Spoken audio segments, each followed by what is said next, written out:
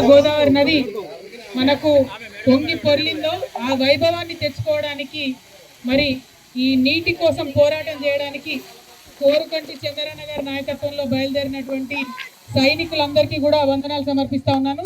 అందరికీ ఉద్యమాభివందనాలు. మరి రామగుండం దగ్గర నుంచి పాదయాత్ర చేసుకుంటూ పెద్దపల్లి నియోజకవర్గం ఈ గోదావరి నది విషయంగా చాలా రోజులుగా మన బొట్టు రవీందర్ గారు నాకు పదే పదే చెప్తూ వచ్చినారు.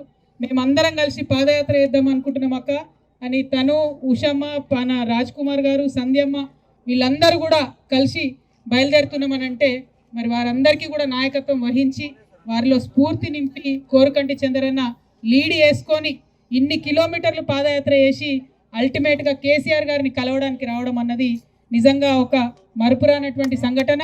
ఇది చరిత్రలో నిలిచిపోయేటటువంటి సంఘటన.